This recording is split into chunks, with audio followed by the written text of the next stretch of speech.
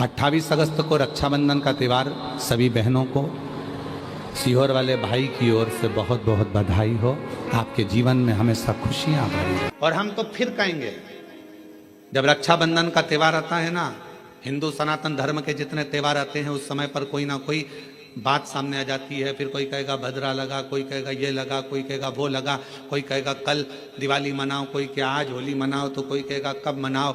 आपका एक निवेदन करेंगे, सनातन हिंदू धर्म के त्योहारों को कई बार विभाजित करने का प्रयास किया जाता है, पर आपका जिस दिन दिल कर जाए और जिस दिन तुम्हारा मन दिल से भगवान शंकर की अविरल भक्ति की ओर जुड़ जाए, उस दिन श्री शिवाय नमस्तुभ्यम कहकर, ओम नमः शिवाय कहकर भगवान का नाम लेकर तुम कुछ भी काम करोगे वो सफलता ही देगा।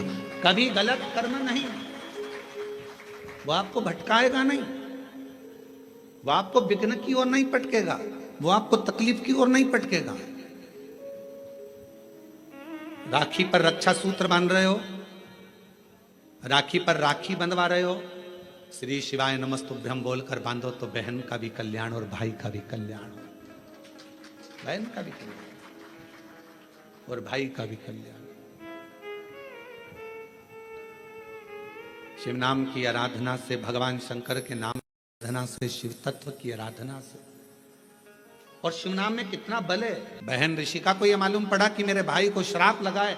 ऋषिका ने जो शंकर जी की भक्ति करी थी, शिव का स्मरण करा था, शंकर का मंत्र जाप करा था, ऋषिका पहुंच गई रक्षा सूत्र के दिन, रक्षाबंधन के दिन। ऋषिका ने जब देव ऋषि नारद के मस्तक पर तिलक करा, हाथ में रक्षा सूत्र राखी को जब बांधा, तो शिव नाम लेकर राखी को जैसे ही बांधा, देव ऋषि नारद उस श्राप से मुक्त हो चुके थे। और देव ऋषि नारद जहां सत्संग होता था वहां बैठकर कथा का रसतत्व ग्रहण कर लेते।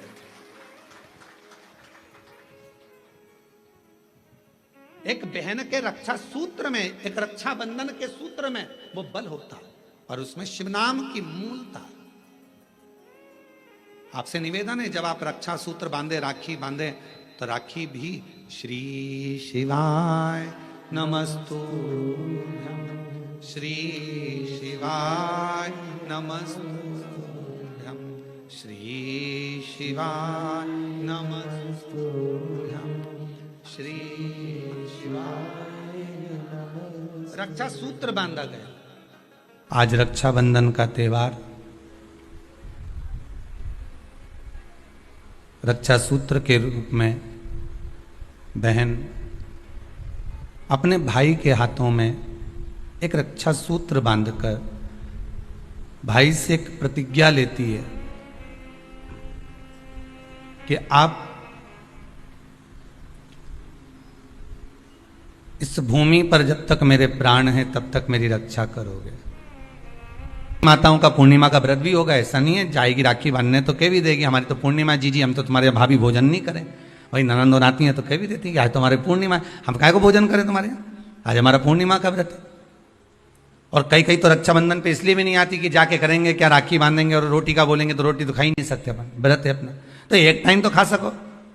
पूर्णिमा के व्रत का तो महत्व है, एक टाइम तो भोजन कर सकते हो।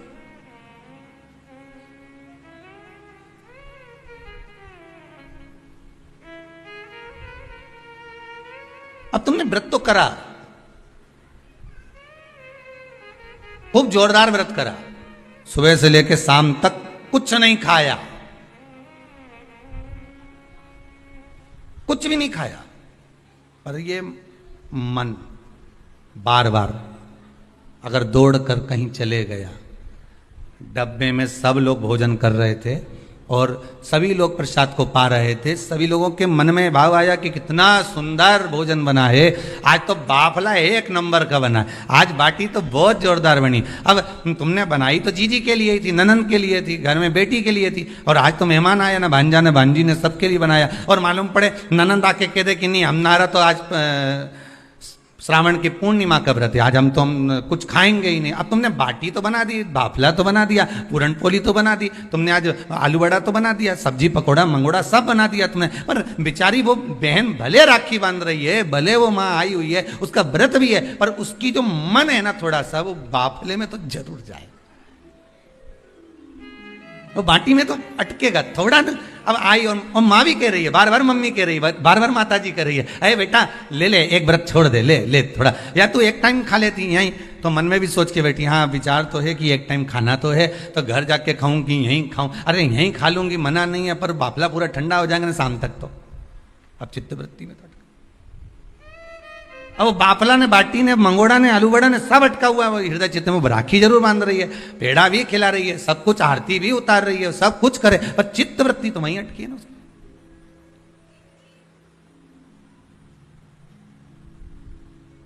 इसलिए शायद लोग भजन में गाते हैं,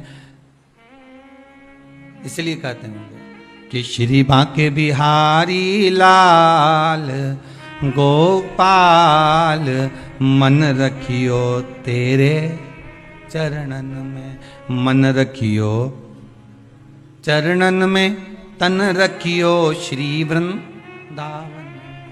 बस अर्थात शास्त्र कहता है कि इस मन को, इस चित्त को, इस वृत्ति को ले जाओ भगवान के चरणों की ओर, इस मन को ले जाओ भगवान की ओर। बहन लेके आती है ना, नारियल लाती है, श्रीफल, श्रीफल गोला नहीं, नारियल का सूखा गोला नहीं, क्या लाती है? श्रीफल। गोला तो आजकल फैशन का हो गया, नारियल का गोला तो फैशन है, क्योंकि नारियल लेके जाएंगे, नारियल 10 रुपए का है, भाई को लगना चाहिए कि कोई वीआईपी चीज लाई, इसलिए नारियल का गोला लिया। पर यहाँ कहीं पुराण में कहीं लिखा हो नहीं कि नारियल का गोला दिया था लक्ष्मी जी ने राजा बलि को, या इंद्राणी ने इंद्र को रक्षा सूत्र बांधा था तो उसमें नारियल का गोला दिया था। यहाँ कहीं लिखा हुआ तुम कहीं पढ़ो तो मुझे जरूर भेज देना। रहे हो उसमें श्रीफल, जिसमें जल हो, पानी हो, और पानी वाला फल जब हाथ में देकर रक्षा सूत्र बांधती है बहन, तो भाई का भी घर भरा रहता है और बहन का भी घर भरा रहता है। भाई का भी घर भरा और बहन का भी, जिसमें जल भरा हो, जिसमें पानी भरा हो, वो श्रीफल होना चाहिए। और गोला रखो, मना नहीं है, तुम्हारा मन कर गया कि गोला लेकर आई हूं कि भाभी 2-4 दिन खा लेगी, छोरा छोरी खा रहे, टोरा टोरी खाएगा, हाँ तो रख दो, तुम मना नहीं है, तुम जो दो तो गोला बाद में दे दो। पर हाथ में जब रक्षा सूत्र बंधे, जब राखी बंधे, तो तुम्हारे हाथ में श्रीफल होना चाहिए, नारियल होना चाहिए। क्यों? पहले की कथा में आप स्मरण करेंगे, जो हमने मुंबई में स्कंद पुराण बातचीत थी उसमें वर्णन किया था, श्रीफल कार्तिकेय बाबा का प्रतीक है, श्रीफल संत का प्रतीक है, स्कंद का प्रतीक है। आप नारियल का गोला दो, 50 बार दो, 10-10, 20-20 गोले दे दो, 50-50 गोले दे दो, मना नहीं है, हैं 2-4-8 झोला भर के दे दो, हम वो भी मना नहीं करे, एक बोरा भर के दे दो, उसका मना नहीं। पर श्रीफल की मूलता है, यहाँ नारियल का जो श्रीफल है उसकी मूलता।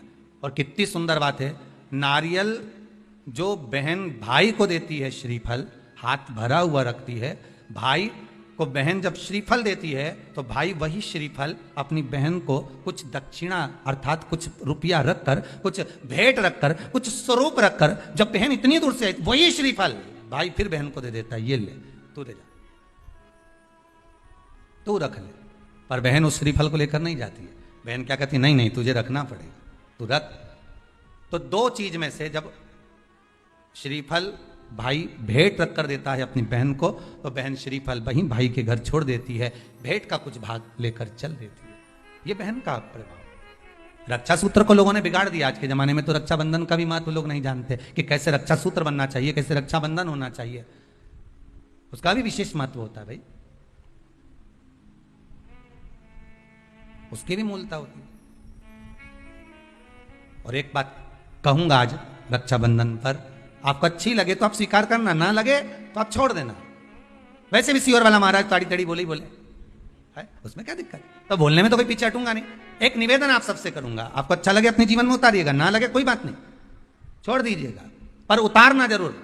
बहन से प्रॉपर्टी के चक्कर में कितना भी झगड़ा चल रहा हो, बहन का भाई से एक मकान के चक्कर में कितना भी झगड़ा चल रहा हो, संपदा के चक्कर में कितना भी झगड़ा चल रहा हो, तो भी निवेदन करूंगा, बहन और भाई तुम खूब लड़ो प्रॉपर्टी और जमीन के लिए, पर रक्षाबंधन के दिन कम से कम एक दूसरे के नहीं भी जाओ तो फोन लगाकर जीजी और बहन भाई से, भाई बहन से एक बार तो बात कर लो, क्योंकि धन अपनी जगह रह जाएगा साहब, वहां धन नहीं जाने वाला।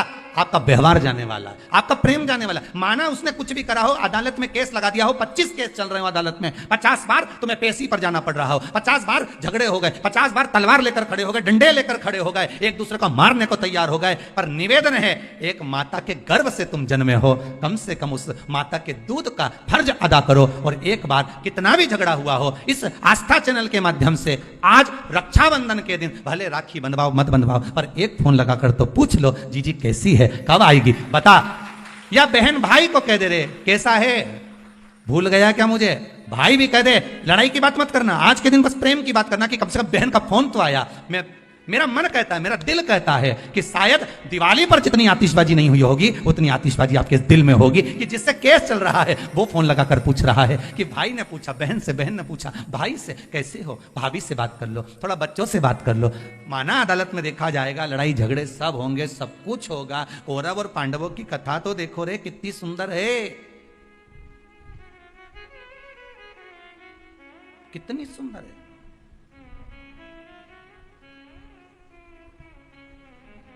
पांडवों की बहन सुभद्रा राखी बांधने कौरवों को जाती है, कौरवों की बहन राखी बांधने के लिए पांडवों को जाती है। जरा विचार करिए, क्या युद्ध के मैदान में लड़े नहीं, क्या युद्ध के मैदान में मरे नहीं, युद्ध अपनी जगह पर है, लड़ाई अपनी जगह पर है, पर एक त्योहार की त्योहार कम से कम आज बूढ़ी सी बूढ़ी भी माँ होती है ना, तो रक्षाबंधन पर तो उसको भी मायके की याद आती है साहब। क्यों नहीं जाती वो, क्योंकि ये घर कौन देखे, बहुवन सब चली गई तो उसको तो देखना है ना। बूढ़ी से बूढ़ी भी माँ हो ना तो उसको भी याद आती है मायके की। वो बहू से कह देती है ले लिफाफे में थोड़ी सी 2 राखी रख दे और हमारा दोनों भाइयों के लिए कोरियर कर दे। 5 दिन 8 दिन पहले से कह रही है भेज दी क्या बेटा, भेज दी क्या बेटा, हाँ मम्मी भेज दी है। वो पहुंच जाए उसमें एक पत्र लिख के डाल दे कि बंधवा लेना, हो तारी बुआ ने भेजी है, बंधवा लेना, तेरी बहन ने भेजी है।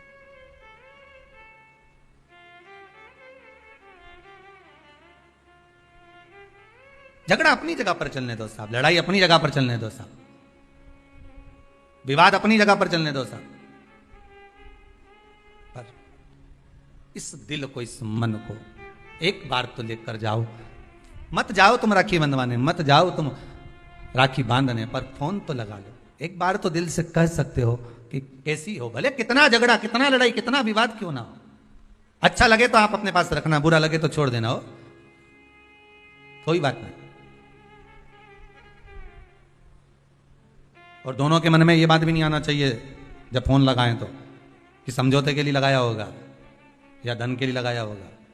ये भी मन में भाव मत लेकर आना, वो तो इसलिए लगाया है कि सियोर वाला महाराज बोला है, वो तो शंकर जी आज्ञा कर रहे हैं। शंकर शिव पुराण से श्रावण के इस पूर्णिमा के दिन रक्षाबंधन हो सकता है, ना जाने कितने भाई बहन इस कथा के माध्यम से वापिस जुड़ जाएं, उसकी प्रसन्नता रहेगी साहब। आप कर लो एक बार। पहले रक्षाबंधन का त्योहार आता था, लेन देन की कोई बात नहीं होती थी, बोलो सही है कि गलत है।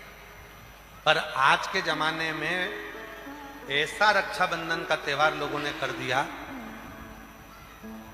बहन सोचती है कि मैंने अगर 2000 रुपए का सामान खरीदा है तो मैं भैया के घर जाऊं तो मुझे कम से कम 2000 का तो साड़ी दे। और भाई राखी बंधवाते समय ये विचार करता है कि मैं 500 का नोट अगर अपनी बहन को दे रहा हूं तो कम से कम 500 का मिठाई का डब्बा तो लाए।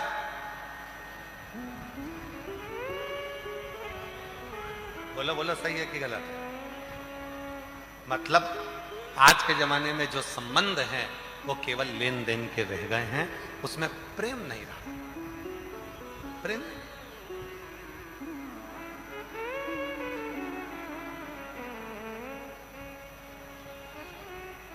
भाई काई के लिए होता है,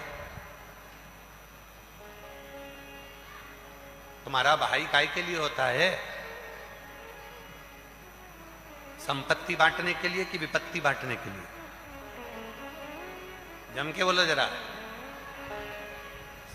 भाई होता है तुम्हारी विपत्ति को बांटने के लिए, पर आज का जितना भी संबंध है वो केवल एक संबंध है कि कब माता पिता जाएं और हम संपत्ति बांटें, विपत्ति बांटने वाला कोई नहीं होता, संपत्ति बांटने वाले ढेर हो जाते हैं। कहीं से फोन आएगा, ये मेरा भी हक है, फिर किसी का आएगा, ये मेरा भी हक है। संपत्ति बांटने वाले ढेरों होंगे, पर विपत्ति बांटने वाला कोई नहीं होगा। जब विपत्ति बांटने वाला कोई नहीं होगा, तब उस जगह पर केवल एक देव अधिदेव महादेव और एक लोटा जल ही सामने खड़ा।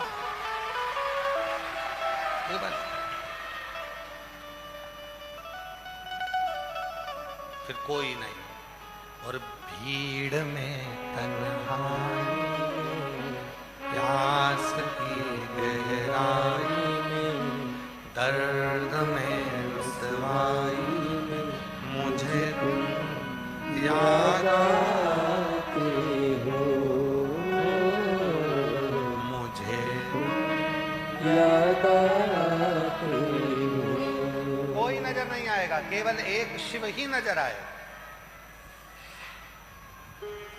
दुख आया, कष्ट आया, परेशानी आई, कौन नजर आया? केवल शिव। एक फोन रक्षाबंधन के पहले अपनी अपनी ननंद के पास जरूर लगाओ और फोन लगाकर बोलो, जीजी कब आएगी तू?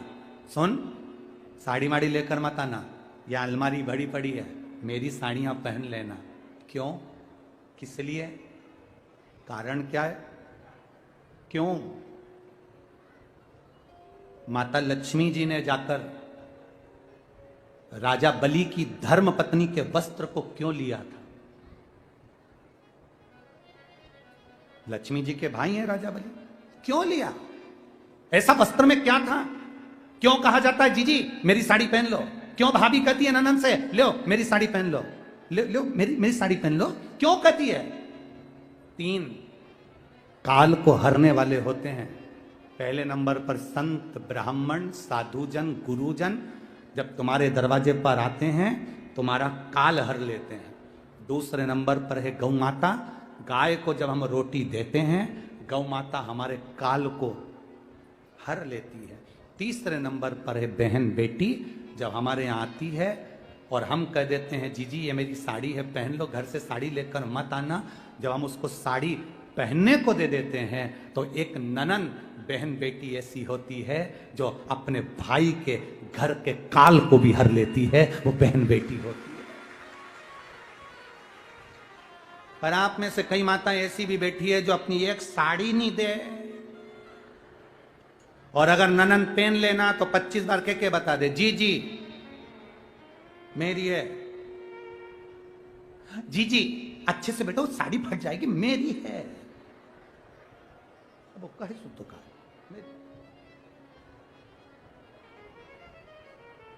करो तैयारी राजगढ़ वालों, अपने अपनी नंदों को, अपनी अपनी बहन बेटी को रक्षाबंधन से पहले एक फोन लगाकर कहना, जीजी तेरी याद आ रही है, आजा जरा जल्दी आना, 2 दिन पहले आना, अपने बच्चों को लेकर आना और हमारे घर का भंडार भर कर जाना। तेरे आने से हमारा भंडार भरा है, तेरे आने से हमारा भंडार।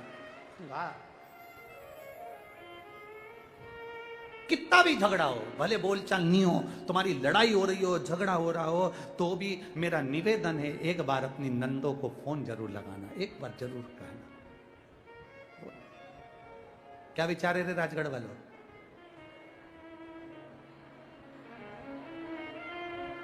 जल्दी बोलो, जल्दी बोलो, दोनों हाथ हिलाकर। पक्का पक्का? बस बस, बाजार जाओ, रक्षाबंधन का त्योहार है, एक टॉफी भाई बहन को, बहन भाई को दे दे, और इसको त्योहार कहते हो। त्योहार वो होता है जो घर की माँ घर में मिठाई बनाए और बच्चों को खिलाए, उसको त्योहार कहते हैं। फीका कर दिया त्योहारों को। जो भी त्योहार आते हैं या तो 2 हो जाएंगे, 3 हो जाएंगे, या फिर इतने छोटे हो जाएंगे कि उसमें आप विचार करते रहोगे कि मैं कल मनाऊं कि परसों मनाऊं। बस इसी विचार में पड़ते रहेंगे, और हमारा सनातन धर्म का जो हमारा एक आनंद है, हमारे जीवन का जो सुख है, त्योहार का जो उत्साह है, त्योहार का। जन्माष्टमी आती थी पहले, लोग ऐसी जन्माष्टमी मनाते थे। रामनवमी आती थी पहले, रामनवमी मनाते थे। रक्षाबंधन आता था पहले, रक्षाबंधन खुशियों से मनाते थे। जब होली आती थी, होली खुशियों से मनाते थे। दिवाली आती थी, दिवाली खुशियों से मनाते थे। संक्रांति आती थी, संक्रांति खुशियों से मनाते थे। जितने त्योहार आते थे एक आता था और उसमें उत्साह, उमंगता, आनंदता होती थी। आज के जमाने में इतना इतना बांट दिया, इतना इतना बांट दिया कि त्योहार को भी 2-4 कर दिए तो लोग विचार में पड़े रहते हैं। अब करें तो करें क्या, अब विचार करें तो करें क्या। टॉफियों को इतना जरूरी बता दिया कि घर में मेरी माताओं के हाथ की बनी हुई गुलाब जामुन, खोपरा पाक, गुजिया और पपड़िया कोने में पड़ा रहता है और वो टॉफी एक मूल हो जाती है, एक चॉकलेट मूल हो जाती है। और हम समझ नहीं पा रहे विधर्मियों को, हम सोच नहीं पा रहे कि हमारे सनातन धर्म पर कुठार प्रहार है ये, हमारे सनातन धर्म को नष्ट करने का प्रहार है ये। त्योहारों पर कौन सा एक, किसी ने बता दिया कौन से शास्त्र, कौन से वेद और कौन से पुराण में लिखा है कि त्योहार पर बहन भाई को तिलक लगाए तो टॉफी खिलाए, चॉकलेट दे। यह हमारा सभ्यता, हमारी संस्कृति और हमारा संस्कार नहीं है। यहां तो यह नियम है, बहन भाई को जब राखी बांधे तो बांधने पर उसने अपनी माँ से जो मिठाई बनाई हो वो थाली में रखी हो और बहन भाई को और भाई बहन को खिलाए तो माता पिता का आशीर्वाद उसके शरीर में पहुंच जाए, उसके जीवन में पहुंच जाए। हम किन ओर जा रहे हैं? और हम चिल्ला चिल्ला कर कह रहे हैं धर्म की अधर्म का, प्राणियों में विश्व का हो गया। सीधी बात। हम जा कहां रहे हैं? हम किस पथ की ओर, हम किस मार्ग की ओर जा रहे हैं? भ्रम में पड़ गया, विचारों में पड़ गया, हम भ्रमित हो रहे हैं, भ्रमित। एक ने कह दिया, सियोर वाला महाराज कहता है शंकर जी पे चढ़ा हुआ जल पीना चाहिए, सियोर वाले महाराज कहते हैं बेलपत्री चढ़ी हुई खाना चाहिए। फिर कहीं कहा गया जिसको सियोर वाले महाराज का विरोध करना था उसने कह दिया ना जल पियो ना बेलपत्री खाओ, नहीं तो तुम्हारा जीवन ऐसा हो जाएगा। ये विरोध शास्त्र का नहीं है, ये सियोर वाले महाराज का है कि इन्होंने अगर बोला है तो उसका विरोध करना, इन्होंने बोला दुर्वा चढ़ाओ उसका विरोध करना, इन्होंने बोला चावल चढ़ाओ इसका विरोध करना। और दुनिया के लोग उनके झाले में पड़ जाते हैं। हमारा नियम निवेदन है, ना तुम सीहोर वालों की मानो ना तुम किसी की मानो। गीता प्रेस गोरखपुर की शिव पुराण बाजार से लेकर आओ, उसको दिल से धीरे धीरे पढ़ो, उसमें सब मिल जाएगा तुमको जो सीहोर वाला अपनी व्यासपीठ से बोलता है। स्कंद पुराण लाओ, नर्मदा पुराण लाओ, लिंग पुराण लाओ, देवी भागवत लाओ, ब्रह्म विवर्त पुराण लाओ, सारी पुराणों को घर में लाकर रखिए और एक एक पुराण का धीरे धीरे अध्ययन करो। किसी और वाला महाराज कहीं अलग जगह से तो नहीं बात रहा, एक एक पुराण का अध्ययन करो। केवल फेसबुक, यूट्यूब और मोबाइल पर ज्ञान नहीं मिलता कि आप थोड़ी देर खोल के बैठकर आपने ज्ञान ले लिया, ये तो हमने पढ़ा था शास्त्र में। ऐसा शास्त्र को पढ़िए, वेद को पढ़िए, अपने पुराणों को पढ़िए, उसका अध्ययन करिए कि बेलपत्री का चरित्र कहां वर्णन करा। एक बेलपत्र दान का जो वर्णन हमारे शास्त्रों में किया गया, एक वृक्ष लगाने का फल हमारे शास्त्रों में कहा गया, एक भूखे व्यक्ति को भोजन कराने का फल हमारे शास्त्रों में कहा गया, उसको पहचानिए। पूर्णिमा की रात्रि को अपने हाथ में लेकर, अपने नयनों से लगाकर, शरीर पर से स्वयं उतार कर उसको दरवाजे के पास रख दीजिए। पूर्णिमा की रात्रि को पूर्ण होने पर उस चावल को दूसरे दिन सूंघ कर बहते हुए पानी में डाल दीजिए। महाराज कितने भी रोग से ग्रसित हो गए, पीपल का एक पत्ता 52,000 ब्राह्मण की साक्षी कराता है। महाराज बहुत ध्यान देना, पीपल के वृक्ष में स्वयं नारायण का, मेरे कृष्ण का वास है। स्वयं भगवान गीता के अंतर्गत कहते हैं कि मैं पीपल का वृक्ष हूं, नारायण उसी में। 52,000 ब्राह्मणों का वासा एक पीपल के पत्ते में होता है। और आपको पहले भी कथा में कहा, गाय, ब्राह्मण, बहन, बेटी, ये सब काल का हरण करने वाले हो, काल को हरने वाले हो रोग को मिटाइए। शिव का स्मरण करो। पूर्णिमा के दिन चावल का एक आखा दाना, आखा दाना जानते हो, पूरा खंडित चावल नहीं, कितना चावल, एक दाना चावल का शंकर भगवान के शिवलिंग पर समर्पित करिए। एक बेलपत्र जिसका डंडी का मुख अपनी ओर हो, जहां से चावल चढ़ाया है उस चावल के ऊपर अपनी कामना कर कर रख दीजिए और चंद्रमौली भगवान का स्मरण करिए। कौन से भगवान?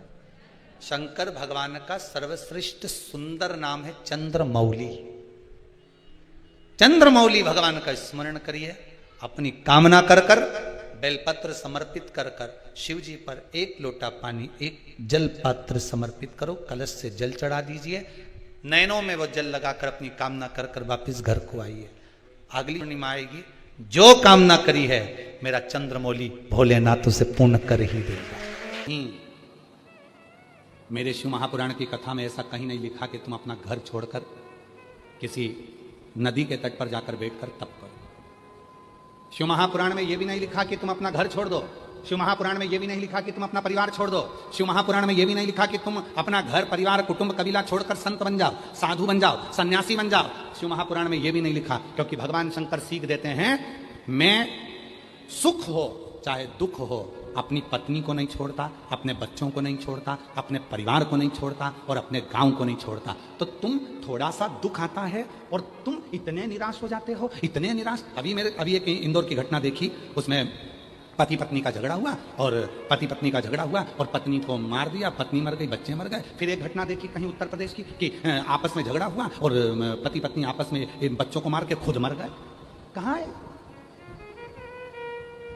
शिव महापुराण में कहीं नहीं लिखा कि तुम संत बन जाओ। शिव महापुराण में कहीं नहीं लिखा कि तुम साधु बन जाओ। शिव महापुराण में कहीं नहीं लिखा कि तुम तपस्वी बन जाओ। शिव महापुराण में इतना लिखा है, साधु बनना सरल है, सन्यासी बनना सरल है, तपस्वी बनना सरल है, नदी के घाट पर बैठकर तप करना सरल है, पर घर में रहकर परिवार का भरण पोषण करना कठिन है और एक अच्छा गृहस्थी बनना कठिन है।